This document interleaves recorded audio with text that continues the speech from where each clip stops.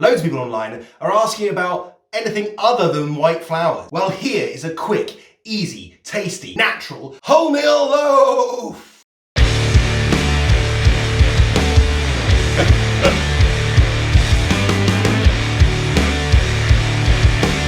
There's nothing quite like getting that perfect loaf. The great thing about wholemeal loaves is that you actually make them in a very similar way to the way you would with a white flour. However, there is a slight difference.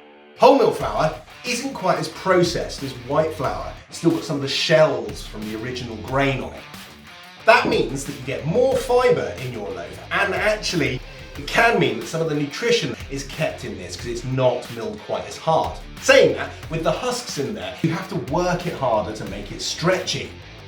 I have a little tip on how to make that easier.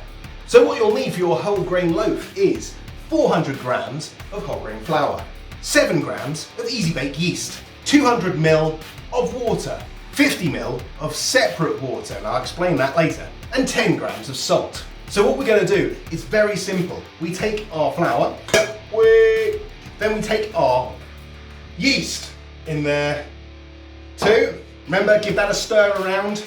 This recipe needs 250 ml of water, but I'm not going to add it all at the same time. I want the yeast to get started and doing some of the work for me before I knead it. Add 200 ml of water to the flour. I'm not going to add the salt now. I'll show you why later. Now this will come together quite dry, because obviously we're not adding the next 50 ml of water yet.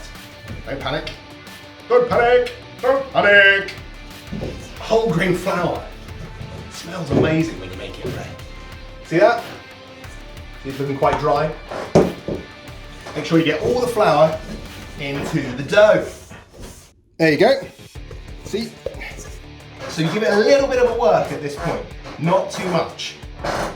Now, what you'll notice when you're making wholemeal bread is when you do this kneading, it'll break a lot easier. White flour will stretch and become silky quite quickly. This snaps, you see? And this just isn't as stretchy as that. You'll always find it's the way. Get high gluten wholemeal flour. Just get normal wholemeal flour because you're really struggling with it. Now, I'm going to just bring it together like that. Whack it back in your bowl and leave it for about half an hour to 45 minutes, because I want that first proof to really stretch what gluten there is in this flour so that it'll start to become more supple.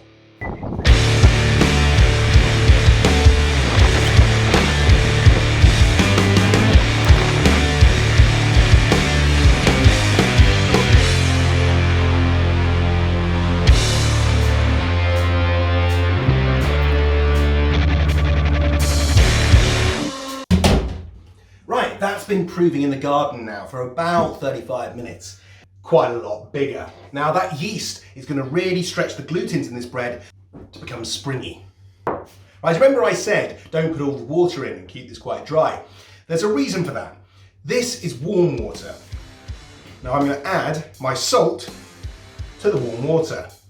Now, there's two reasons for this. The warm water will help the yeast rise, but also with the salt in the water, it'll be incorporated into the dough better. So you take your water and you add it to your dough. About 50 ml. It's just going to go squelch. Look at that. I mean, it sits in the water for a bit. The dough will take the water on. You'll just do it slowly. So work it through your fingers, just incorporating that water.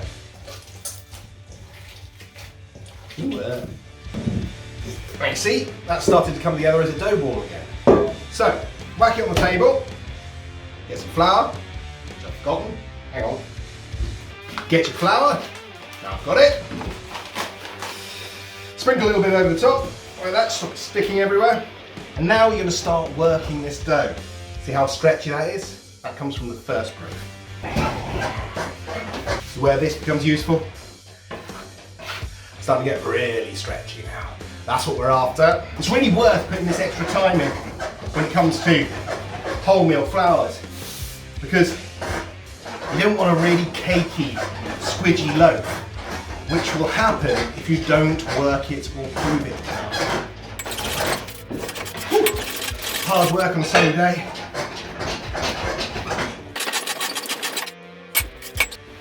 Whack some flour down, pull out the sides into the middle, like this, which creates that bit of tension on the outside of the dough. Turn it over, get it back into a ball. And now what we're going to do is leave it for a second proofing. It's only going to be a quick one, about 20 minutes, give it that extra bit of stretch, and then we'll knock it back and turn it into a loaf in the oven. Chin. Okay, as you can see, it's risen quite nicely again. Boom. So we want to make it into a loaf shape for its final proof before it goes into the oven. So to do that, we have to knock it back. Right, so get some of that gas out. See how stretchy that is now? That's what we want. So just bring it into center again, like that. Okay. Now I'm going to put some flour on the table, work it into the center like this. Perfect. And this is when we're going to start tensioning it. What I'm doing is I'm tucking those fingers underneath it again, and making this outside layer stretched. Now, because it's brown, you won't be able to stretch it and tension it as much as you would with a white loaf, because it will start to split and break, and you don't want that because you have to start again. So, just take your time with it, tension up that outside layer, and don't overdo it. Another good way of doing it is by doing this, where you basically get your hands and you go like that underneath. What it does is it twists the dough from the bottom. Whack it on a tray. A little bit of flour on the tray so it doesn't stick in the oven. Pop it onto the tray. Looking nice, you see? While it's proving, I'm going to take a razor blade and I'm just going to make some scores on the outside of that tensioned dough. So that when it proves, it opens up a bit, and then when it goes in the oven, it opens up even more. 1 across there, 2 across there, 3 across there. Now, you're trying to get about 4 mil deep with this. Take a plastic bag. Please ignore the branding. It's got the 3 scores in it. Okay, we put that in our plastic bag. Now, it's really, really important that the bread does not touch the bag. If it does touch the bag, it will stick and it will be terrible. It's a nightmare to start with. So try and fold it under, leaving enough gap for it to rise inside. Leave that for another 30 minutes, and then it'll be time to stick it in the oven. It's looking good in there, your little tin. I think it's about time you put it in the oven. Let's have a look. Really nice, it's risen really nicely. Looks like it's got quite a bit of gas in there. So when we stick it in the oven, it should bounce, which is where the gas expands inside and makes it nice and fluffy and full of air pockets and that sort of stuff. Preheat your oven to as hot as it will go. I've put a baking tray, some water and a tea towel to create some steam. And that'll need to bake for about 25 minutes. Keep your eye on it.